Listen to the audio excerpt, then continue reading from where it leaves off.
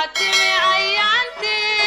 لكويت الدرن نحري ابن ماذا حلا سماني وحتمي عيانتي لكويت الدرن نحري ابن ماذا حلا سماني وحتمي أيانتي لبدو ساعاتي أرنتين وتوستي وحتمي أيانتي انتهي نور الري قلبتي قوميسيقا الردها كساري وحتمي أيانتي انتهي نور الري قلبتي قوميسيقا الردها كساري وحتمي أيانتي لبدو ساعاتي رنتين وتوستي وحتمي أيانتي لبدو ساعاتي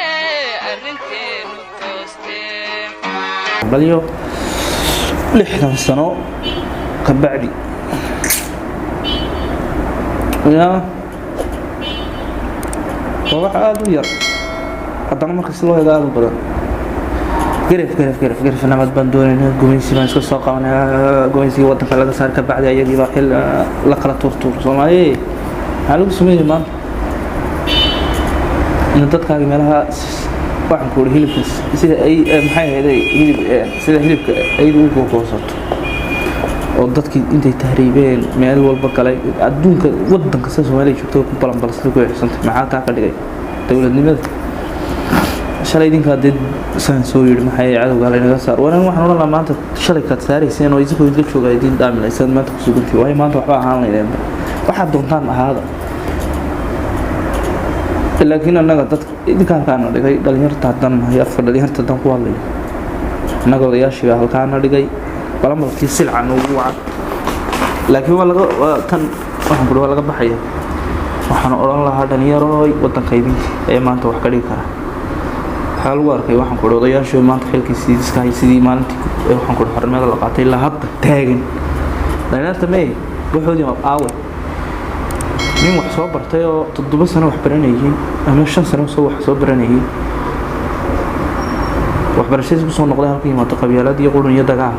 hadda muxuu soo maxaawna inuu iska tahriibo meesha saaqal ونور راسين مستقبل من سوق البشر ودك من سوق المشر سنة والبا ويران طبعاً وأرضية ودك كسر بحدا وحبرش الله وصدره وسنة كساعة طبعاً هاكم بحوي مرة صبرتان حقي تجاعن ارتمل سويدي ودك ما أنت ودك وحق الله ما خير كان إيش هاي قيمة دينا أنا بحقول من هو البسي تهريبية ما له إسكاذ taana idinka ay ku wacad marka insha Allah waddanka Ilaahay noo hagaajiyo wallahi waxaanu qaban karnaa ma jirtay dhalinyarta fadhiga laga tacaniyo aad bay salaam iyo fiidiyoga inta soo ku soo koobaya assalaamu alaykum wa rahmatullahi wa barakatuh